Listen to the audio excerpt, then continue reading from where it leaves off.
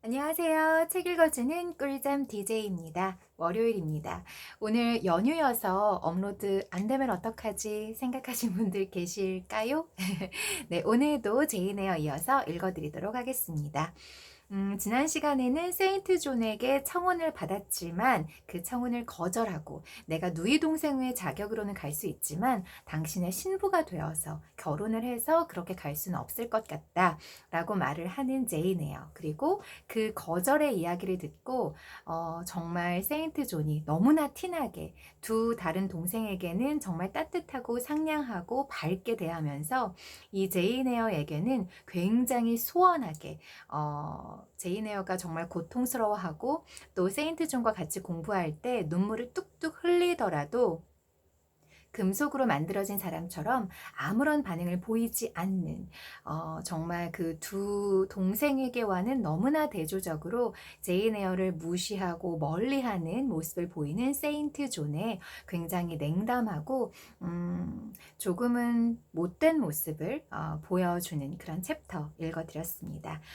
지난 시간에 이어서 제 9장, 9장의 챕터가 계속되고 있고요. 계속 이어서 읽어드리도록 하겠습니다. 세인트 존은 떠나기 전날 해질녘에 정원을 산책하고 있었다.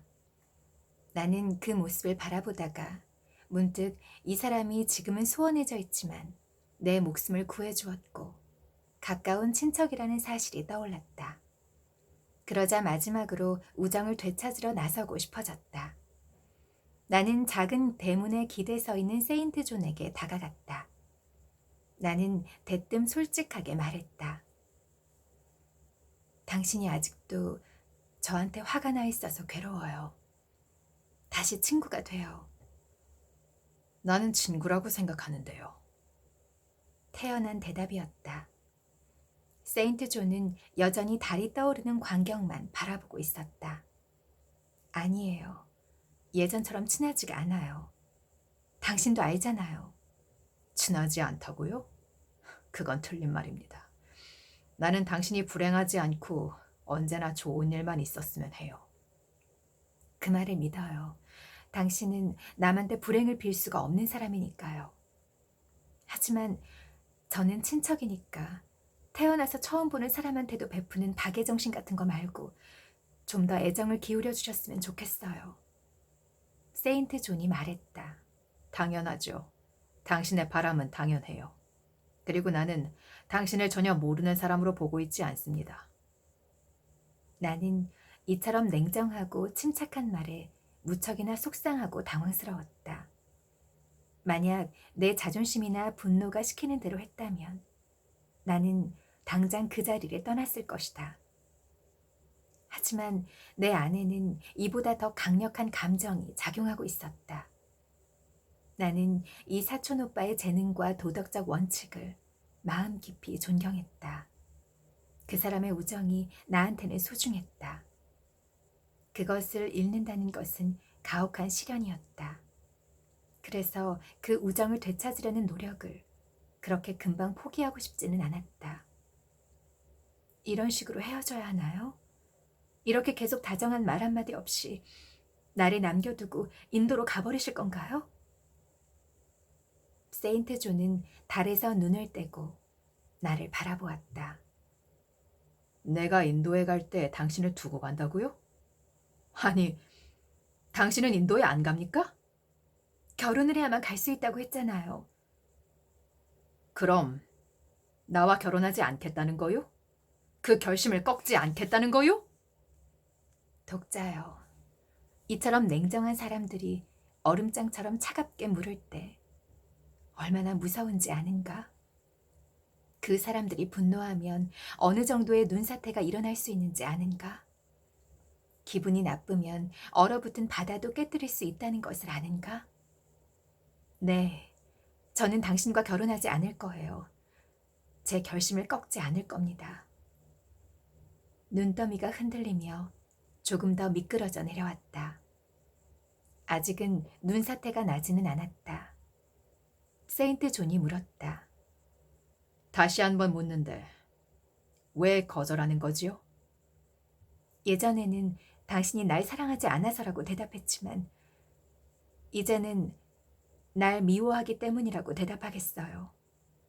결혼하면 당신은 날 죽이고 말 거예요. 지금도 저를 죽이고 있어요. 세인트 존의 입술과 뺨이 하얗게 질렸다. 백지창처럼 하였다. 내가 당신을 죽일 거라고요? 지금도 당신을 죽이고 있다고요? 그런 말은 해서는 안 됩니다. 난폭하고 여자랍지 못한 데다 진실도 아니에요. 그 말을 들으니 당신은 정신 상태가 별로 좋지 않은 것 같군요. 엄격하게 비난을 받아야 마땅합니다. 도저히 용서할 수 없는 말 같군요. 77번이라도 용서해야 하는 것이 인간의 의무만 아니라면 말입니다. 이제 내가 할 수 있는 일은 없었다. 지난번에 감정을 상하게 했던 말을 세인트 존의 마음에서 진심으로 지우고 싶었는데 좀처럼 지워지지 않는 표면에 더 깊은 낙인을 찍고 말았다. 깊이 아로새기고 만 것이다. 내가 말했다. 이제는 정말로 저를 미워하겠군요. 당신과 화해하려고 해봤자 소용이 없어요. 저는 당신의 영원한 적이 되었어요. 또다시 적당하지 않은 말이 나와버렸다. 그 말이 진실이었기 때문에 더욱 상처를 주었다. 순간 그 핏기 없는 입술이 경련을 일으켰다. 냉혹한 분노를 자극한 것이다.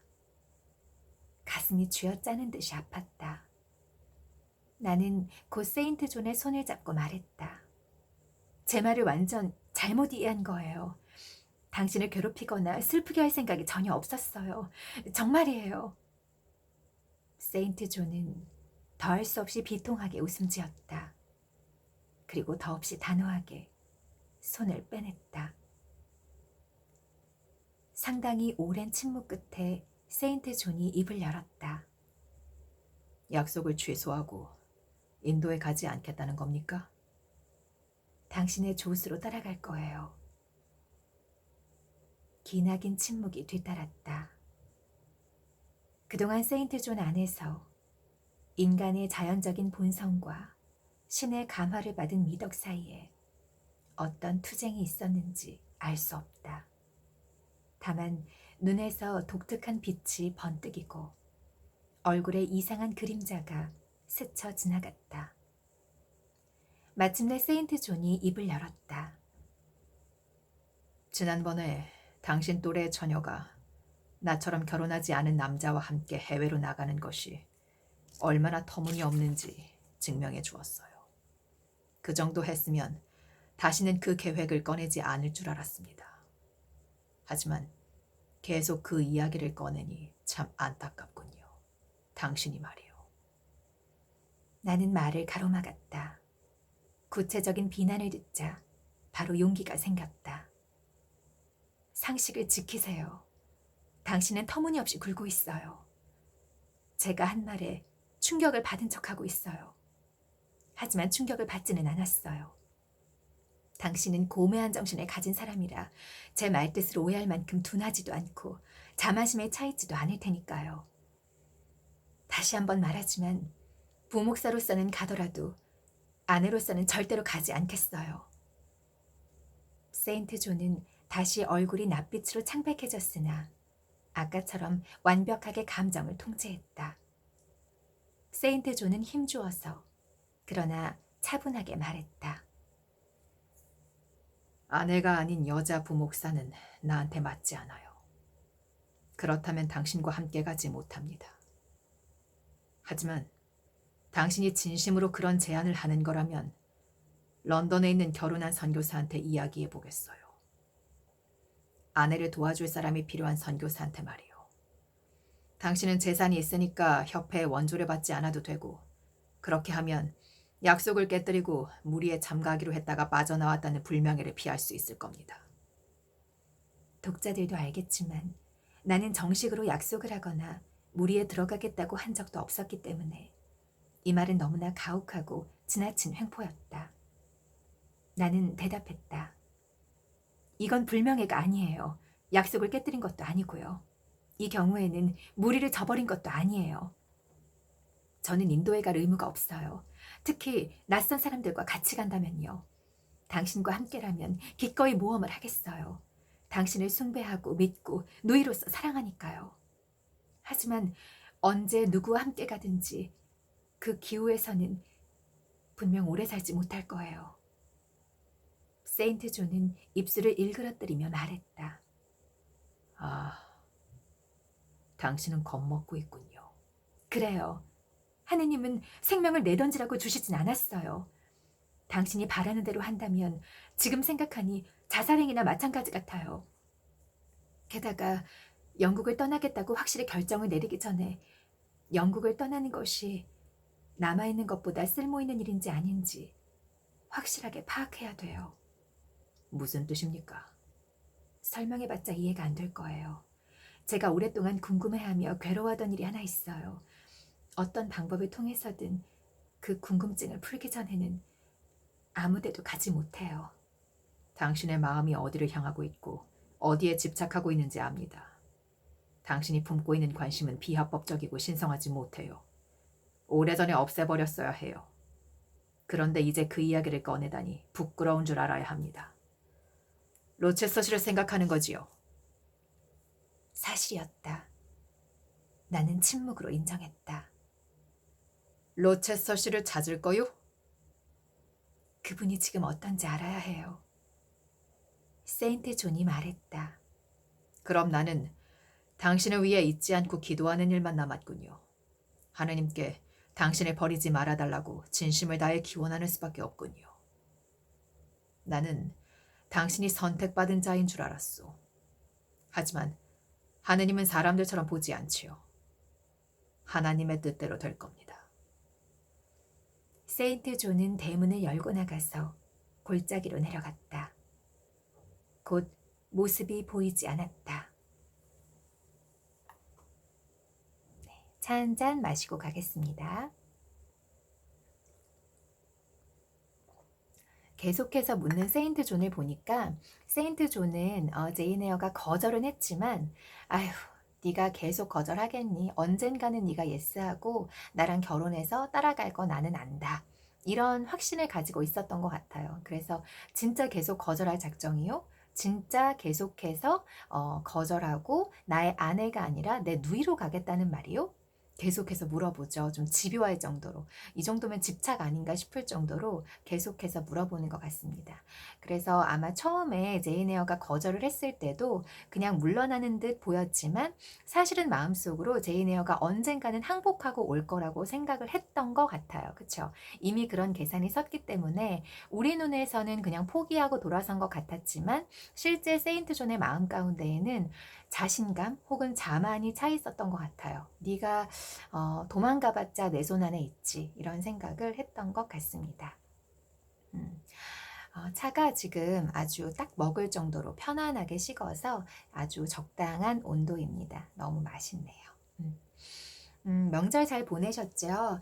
제가 사실은 대부분은 제가 오전, 아침 일찍 제가 그 녹음을 해놓고, 제가 웬만한 이렇게 시간을 좀 보고서 어느 정도 편집도 하고, 뭐 못할 때는 그냥 올리기도 하고, 그냥 민낯으로, 생으로 그냥 제가 녹음한 그대로 올리기도 하고 하는데, 오늘은 제가 뭐 다 그러셨겠지만, 연휴 가장 마지막 날이어서 가족끼리 뭐 바쁘기도 하고, 늘어져 있기도 하고, 이런 시간들을 보내다가, 제가 이제서야 녹음을 하고 그리고 올리게 되었습니다. 기다려주신 분들 감사하고요. 또 이어서 읽어드리도록 하겠습니다. 다시 응접실로 돌아오니 다이애나가 골똘히 생각에 잠긴 표정으로 창가에 서 있었다. 다이애나는 나보다 키가 훨씬 컸다. 다이애나는 내 어깨에 손을 얹고 몸을 굽혀 얼굴을 살폈다. 다이애나가 말했다. 제인, 넌 요즘 늘 안절부절 못하고 얼굴도 창백해. 뭔가 문제가 있어. 오빠와 무슨 일이 있는지 말해줘. 한 30분 동안 창가에서 지켜보고 있었어. 엿본 건 용서해줘. 하지만 오랫동안 생각해봤지만 잘 모르겠어. 오빠는 특이한 사람. 다이애나는 말을 멈추었다. 나는 아무 말도 하지 않았다. 곧 다이애나가 말을 이었다. 오빠는 제인을 특별하게 생각하는 것 같아. 누구한테도 보이지 않던 관심을 보이면서 주목하고 있었어. 무엇 때문일까? 오빠가 널 사랑했으면 좋겠어. 사랑하는 거 아닐까, 제인? 나는 다이애나의 시원한 손을 내 뜨거운 이마에 댔다. 아니, 그런 건 전혀 아니에요. 그럼 왜 그렇게 너만 바라보고 그렇게 자주 단둘이 있고 늘 자기 곁에 두는 거지? 메리와 나는 오빠가 너랑 결혼하고 싶어 한다고 결론을 내렸어. 결혼하고 싶어 해요. 아내가 되어달라고 했어요. 다이애나는 손뼉을 쳤다. 우리가 바라고 생각했던 그대로야. 오빠랑 결혼하겠구나? 그렇지? 그럼 오빠는 영국에 남게 될 거야. 그런 건 전혀 아니에요. 저한테 청혼한 건 인도에서 일할 때 적당한 동료 일꾼을 얻기 위해서일 뿐이에요. 뭐라고? 너까지 인도로 데려가겠다는 거니? 네. 다이애나가 소리쳤다. 미쳤어. 거기서는 분명 석 달도 살지 못할 거야. 절대로 가면 안 돼? 가겠다고 하지 않았지? 그렇지? 결혼하는 건 거절해. 그래서 오빠가 화가 난 거구나. 무척이요. 다시는 용서해주지 않을까봐 겁나요. 저는 노이로서는 같이 가겠다고 했어요. 그건 미친 짓이야. 네가 할 일을 생각해봐. 끝없이 피곤한 일이라고. 튼튼한 사람도 과로하면 죽을 수 있는데 넌 몸도 약하잖아. 오빠는 너도 알겠지만 불가능한 일들을 하라고 권할 거야. 오빠랑 함께 있으면 뜨거운 한날에도 쉬지 못할걸? 그리고 내가 보기에 넌 불행히도 오빠가 강요하는 건 무엇이든지 무리해서 해낼 거야. 네가 오빠의 손에 뿌리칠 용기가 났다는 게 놀랍다니까? 그럼 오빠를 사랑하지 않는구나? 남편으로서는 아니에요. 하지만 잘생겼잖아. 보시다시피 저는 못생겼잖아요. 우리는 절대로 어울리지 않아요. 못생겼다니? 네가? 절대로 아니야. 넌 캘커타에서 뜨거운 열에 시달려 죽기에는 너무 예쁘고 착해. 다이애나는 다시금 진심으로 오빠와 인도에 가겠다는 생각은 모두 포기하라고 간청했다. 내가 말했다. 반드시 가야 해요. 방금 전에도 부목사로 일하겠다고 다시 한번 말했더니 점잖지 않은 생각에 충격을 받았다고 했어요. 결혼하지 않고 같이 간다는 것은 도리에 어긋나는 짓이라고 생각하는 것 같아요. 마치 제가 처음부터 오빠를 오빠로 보지 않았고 늘 그런 식으로 봐왔다는 듯이 말이에요. 오빠가 널 사랑하지 않는다는 건 어떻게 알았니? 그 문제라면 세인트 존 오빠의 말을 들어보세요. 오빠는 날 아내로 맞이하려는 것은 자신을 위해서가 아니라 성직을 위해서라고 몇 번이나 설명했어요. 나는 노동을 위해 만들어진 사람이지 사랑을 위해 만들어진 건 아니라고 했어요. 그건 맞는 말이에요. 하지만 사랑을 위해 만들어진 사람이 아니라면 결혼해도 어울리지 않을 거예요. 자기를 쓸모있는 도구로밖에 여기지 않는 남자한테 평생 얽매여 살아야 한다니 이상하지 않아요? 참을 수 없고 부자연스럽고 도저히 있을 수 없는 일이지. 나는 계속 말했다. 게다가 저는 세인트 존 오빠한테 누이로서의 애정만 갖고 있는데 억지로 아내가 된다면 불가피하게 고문과도 같은 기이한 사랑을 품게 될지도 몰라요. 오빠는 재능도 뛰어나고 표정이나 태도나 이야기 속에도 어떤 영웅적인 위엄이 있으니까요. 그렇게 되면 제 운명은 이루 말할 수 없이 비참해질 거예요. 오빠는 내가 사랑하는 것을 바라지 않겠지요. 그리고 사랑이라는 감정을 내비치면 그런 건 사치이며 자기한테는 필요 없고 저한테 어울리지 않는다고 납득시킬 거예요. 틀림없어요. 다이애나가 말했다. 그래도 오빠는 좋은 사람이야. 좋은 사람이고 위대한 사람이지요. 하지만 원대한 목표를 추구하는 와중에 하찮은 사람들의 감정이나 요구들을 가차없이 무시해버려요. 따라서 하찮은 사람들은 오빠가 가는 길에서 비켜나는 게 좋을 거예요. 그렇지 않으면 오빠는 짓밟고 지나갈 테니까요. 저기 오네요. 저는 갈게요. 세인트 존이 정원으로 들어오는 것을 보고 나는 서둘러 2층으로 올라가 버렸다. 하지만 저녁 식사 때 세인트 존을 다시 만날 수밖에 없었다. 식사를 하는 동안 세인트 존은 평소와 다름없이 차분해 보였다. 나는 세인트 존이 나한테 말도 걸지 않을 줄 알았고 결혼 계획도 포기했으리라 굳게 믿었다. 하지만 이어지는 상황을 보니 두 생각 모두 틀렸다. 세인트 존은 평소와 똑같은 태도로, 아니 요즘에 보여주는 일반적인 태도로, 그러니까 철저히 예의 바른 태도로 나에게 말을 걸었다. 성령의 도움을 청하여 내가 불러일으킨 분노를 가라앉혔고 이제 나를 다시 한번 용서했다고 믿는 것이 틀림없었다. 그리고 기도하기 전 성서를 읽을 때 세인트 존이 요한계시록 21장을 골랐다. 그래서 요한계시록 21장을 읽는 부분이 나옵니다. 세인트 존은 천천히 또박또박 읽었다.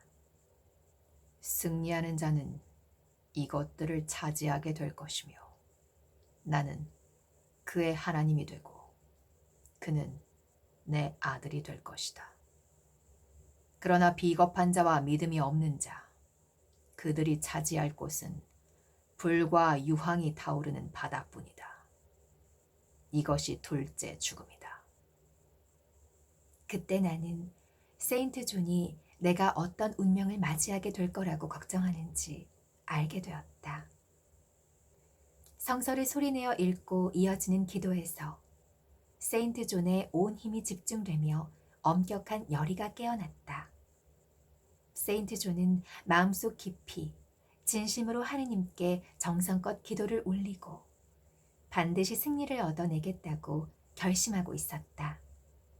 마음이 약한 자들에게 힘을 달라고 빌고 우리를 나와 헤매고 다니는 자를 이끌어 주시고 심지어 속세와 육체의 유혹에 빠져 좁은 길을 벗어난 자들이 마지막 순간에 돌아오게 해달라고 간절히 빌었다. 우리를 나와이네요. 우리를 해서 이 우리가 어스가 아니라 그 우리를 말하는 거네요. 그 울타리. 우리를 나와 헤매고 다니는 자를 이끌어 주시고. 네, 제가 띄어 읽기를 잘못했습니다. 불 속에서 부직갱이를 구해내는 것 같은 은혜를 베풀어 달라고 설득하고 요구했다. 진심이란 더없이 엄숙한 법이다. 그 기도에 귀를 기울이면서 나는 처음에는 그 진심에 놀랐다. 그리고 기도가 계속되고 고조되자 감동받았고 마침내 경외감을 느꼈다. 세인트 존이 기도하는 소리를 들은 사람들 역시 그렇게 느낄 수밖에 없었다. 기도가 끝나자 우리는 세인트 존에게 작별 인사를 했다. 세인트 존은 내일 새벽같이 떠날 예정이었다. 다이애나와 메리는 세인트 존에게 입을 맞추고 방에서 나갔다. 세인트 존한테서 귀뜸을 듣고 자리를 피해준 것 같았다. 나는 손을 내밀어서 즐거운 여행이 되라고 말했다. 고마워요, 제인. 나는 말한 대로 2주 뒤에 케임브리지에서 돌아올 겁니다. 그 기간 동안 잘 생각해 보세요. 내가 인간의 자존심에 귀를 기울였다면 더 이상 결혼하자는 말을 하지 말아야 합니다. 하지만 나는 내 의무에 귀를 기울이고 하느님의 영광을 위해서 무슨 일이든 한다는 나의 첫째 목표에서 한시도 눈을 떼지 않고 있습니다. 주 예수 그리스도는 인내심이 강합니다. 나도 그렇게 되어야지요. 당신이 노여움을 받아 지옥에 떨어지게 내버려둘 수 없습니다. 회개하고 결심하세요. 아직은 시간이 있어요. 이제 밤이 올 터인데 그때는 아무도 일을 할 수가 없으니. 해가 있는 동안에 일해야 한다는 사실을 잊지 마세요. 이번 생에서 좋은 것을 모두 가졌던 부자의 운명을 기억하세요. 하느님은 빼앗을 수 없는 좋은 몫을 선택할 힘을 당신에게 주셨습니다. 세인트 존은 이 말을 하면서 내 머리 위에 손을 얹었다.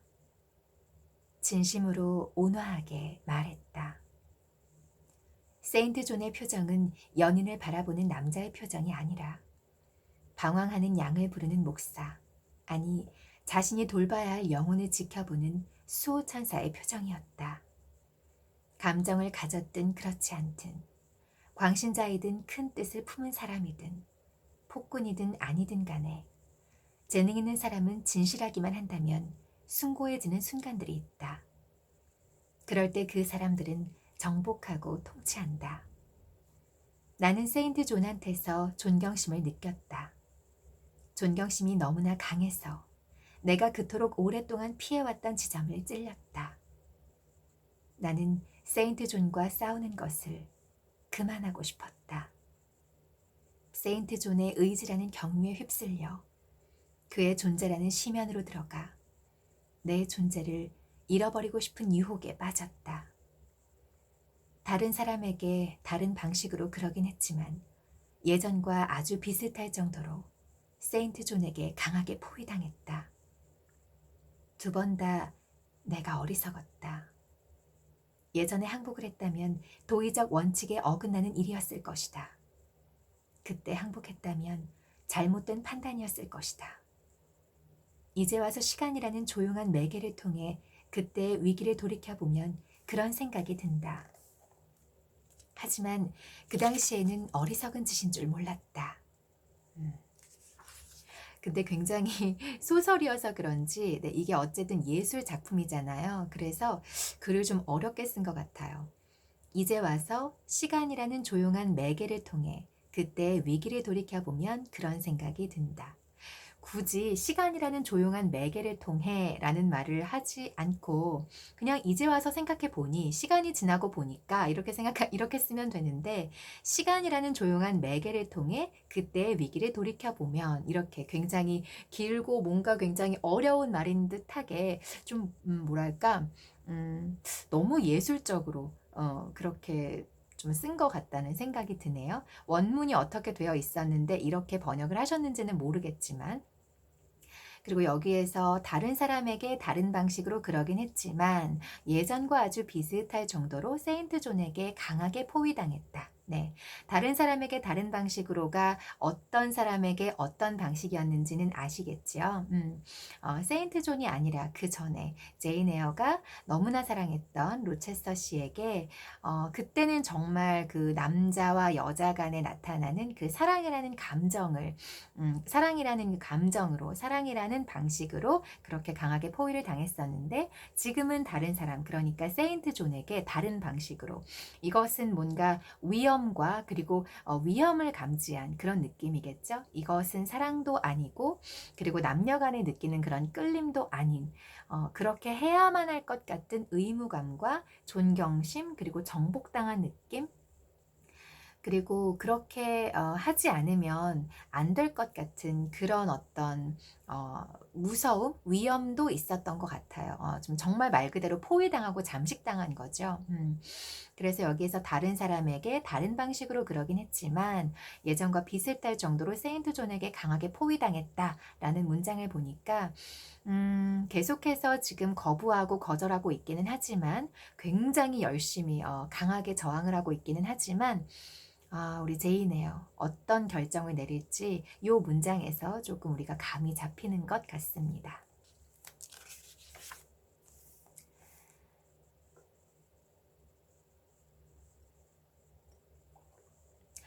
제가 요즘에 댓글을 보니까 예전 제가 읽어드렸었던 뭐 빨간머리 앤도 그렇고 그렇고 레드먼드의 N도 그렇고 안녕 N도 그렇고 소공녀 시리즈 이제 입문을 하셔서 구독하시면서 찬찬히 처음부터 이렇게 들어오시는 분들 보니까 뭐 저도 이 채널을 시작했던 처음 시작 이유가 그거라고 말씀을 드렸었는데 지금은 이제 불면증이 있는 건 아닌데 잠을 못 주무시거나 몸이 아프거나 아니면 마음과 좀 정신이 힘들어서 좀 힘든 시간을 보내고 계시는 분들이 계시다면 그런 분들을 위해서 제가 제 채널을 듣는 시간만이라도 조금 편안하셨으면 조금 이 채널에 집중하시는 동안 잠도 좀 잘 주무시고 그러셨으면 좋겠다. 이런 마음으로 제가 시작한 채널입니다라고 말씀을 드렸는데 요즘에 남겨지는 댓글들을 봐도 정말 많은 분들이 이 불면증 때문에 힘들어 하시는구나. 그런 생각이 들더라고요. 꾸준히 저한테 달아주시는 댓글들을 보면 잠을 잘 못 잤는데 이 채널을 알고 잘 자게 됐습니다. 혹은 잠을 못 자는 시간에 이 채널 들으면서 밤을 잘 보내고 있습니다. 뭐 잠이 들었다는 얘기도 있지만 잠이 안 오는 그 시간을 잘 보내고 있다라는 글들도 많이 있어서 참 물론 예전에도 그랬겠지만 특히나 요즘 같은 때는 밤에 잠을 잘 못 이루셔서 이 불면증이라는 그 병이라는 생각이 들더라고요. 불면증도. 왜냐하면 잠을 자지 못하면 수면을 제대로 취하지 못하면서 우리가 건강하기를 바라는 건 좀 말이 안 된다라는 말씀을 제가 너무나 좋아하고 존경하는 이시영 박사님께서 그렇게 말씀을 하셨었는데 뭐 공황장애든 우울증이든 무기력증이든 혹은 뭐 분노 조절을 잘 못하는 분들도 그렇고요. 또 실제 몸이 아프신 분들도 그렇고 가장 중요한 내 마음의 힘을 기르고 또 실제 내 신체의 면역력을 기르는 데는 양질의 좋은 질의 그 수면이 정말 중요한데 불면증 때문에 이 수면제 혹은 그 수면 유도제 약은 아니지만 이제 병원에서 처방받지 않아도 되는 그 뭐죠? 멜라토닌이 들어가 있는 그 제가 약 이름을 제가 잘 몰라서 성시경 씨가 선전하는 거 있잖아요. 잘 자요 하면서 그런 이 수면제 시장이 정말 폭발적으로 발전이라고 해야 될까요? 뭐 아무튼 늘어나고 있다고 하는데 어, 불면증을 겪고 계시는 분들이 정말 많구나. 힘든 밤을 긴 새벽을 보내시는 분들이 많구나 하는 생각을 많이 하게 됩니다. 너무 잠이 안 오실 때는 억지로 자려고 자야 되는데 잠이 안 와 죽겠네 이렇게 누워있는 것보다 그냥 일어나서 내가 해야 하는 일, 뭐 글을 써야 된다면 글을 쓰는 거, 아니면 미뤄둔 일이 있다면 일이 될 수도 있고, 아니면 뭐 정리해야 되는데 좀 정리를 안 하고 있는 부분이 있었다 하면 정리를 하셔도 좋고, 너무 자려고 하는 것도 오히려 저는 더 괴로운 일인 것 같더라고요. 그리고 잠이 안 올 때는 누워 있어도 잠이 안 와요. 그래서 그냥 그럴 때는 그냥 일어나셔서 내가 해야 하는 일에 좀 집중을 하다 보면 잠이 오더라고요. 그리고 또 못 자면 할 수 없고요. 그리고 제가 예전에 잠을 잘 못 자서 제가 병원을 다닌 적이 병원에 간 적이 있었는데, 말을 잘못했다. 잠을 못 자서 간 건 아니고, 제가 몸이 좀 불편한 부분이 있어서 병원에 갔는데 잠은 잘 주무시냐 물어보시더라고요. 그래서 잘 못 자요. 근데 항상 그냥 잠을 자긴 하지만 얕은 잠을 자는 편이기 때문에 그게 그렇게 크게 불편하다고 생각하지 않고 잘 살고 있어요라고 말했더니 이 사람들이 보통 굉장히 긴 시간, 뭐 예를 들면 10시부터 6시, 뭐 10시부터 8시 이렇게 좀 깊이 오래 자야지 사람들이 내가 푹 잤어라고 생각을 하는데 그것도 현대인들의 강박이다라고 말씀하셨어요. 정확하게. 양질의 수면에 대한 현대인들의 강박이 있는데 잘 못 자요 하는 사람들 치고 사실 보면 3, 4시간만 자도 충분히 사람들이 낮에 자기가 활동할 수 있는 에너지를 얻을 수 있다라고 말씀을 하시더라고요. 그러니까 내가 저 깊이 못 잤어요. 3, 4시간밖에 못 잤어요. 라는 그 말 속에는 그렇기 때문에 내가 낮에 피곤할 것이다. 그렇기 때문에 내가 낮에 좀 자야 된다. 라는 생각을 한다는 그 전제가 깔려 있다고 하시더라고요. 그래서 3, 4시간 자고도 사람이 사는데 지장이 없다. 사람이 그 정도로도 에너지를 충분히 얻을 수 있다. 심지어는 잠을 자지 않고 뒤척이고 누워있는 것만으로도 피로회복이 되니까 너무 긴 시간 푹 자는 것, 양질의 수면에 너무 연연해하지 마세요. 라고 말씀을 하시더라고요. 그래서 그 말씀을 듣고 제가 제가 그래 내가 좀 잠을 못 자는 거에 대해서 뭐 원래도 그렇게 신경을 쓴 편은 아닌데요. 뭐 이렇게 잠을 못 잤네. 좀 빨리 잠이 들고 싶다. 이런 생각 안 해도 되겠다. 그래 맞아. 내가 깊이 자진 못했지만 낮에 생활하는 데 지장은 없어. 이런 생각을 갖게 되더라고요. 그래서 불면증으로 힘들어하시는 분들의 댓글을 보면서 제가 정말 내가 이 채널을 하기를 잘했구나. 도움이 되는 채널이라니 참 감사하고 보람되고 행복하다. 그런 생각을 했습니다. 그리고 제가 예전에 한번 이거 소개해 드렸었는데 저는 마켓컬리에서 샀고요. 다른 곳에서도 파는지는 제가 모르겠습니다. 근데 아마 팔 것 같아요. 이거는 타발론이라는 티 나오는 브랜드에서 제가 산 너무나 좋아하는 카모마일 티고요. 순수하게 카모마일 티예요. 요즘에는 그 카모마일 캐러멜 향도 있고 카모마일 레몬 티도 있더라고요. 근데 저는 다른 것들이 좀 첨가가 된 가양 티보다는 그냥 순수하게 카모마일이 들어가 있는 요 로얄 카모마일 티가 좋더라고요. 그리고 제가 그때도 말씀드렸지만 이렇게 하나하나 개별 포장이 되어 있어요.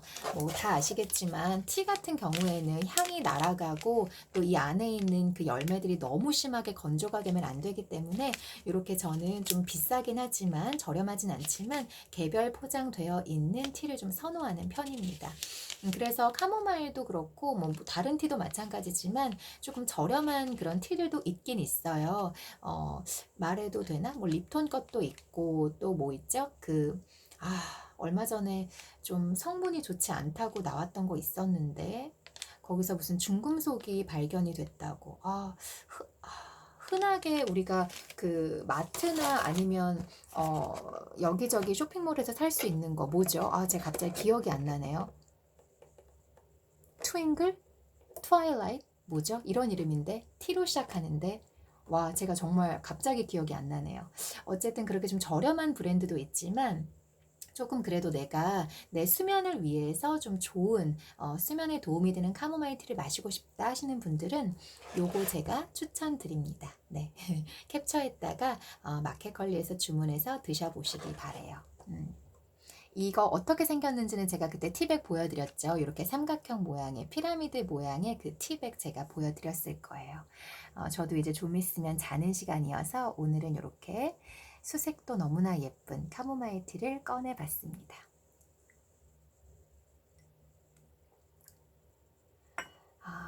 오늘은 제가 여기까지 읽어드리고 제가 다음 시간에 또 더 이어서 읽어드리도록 하겠습니다.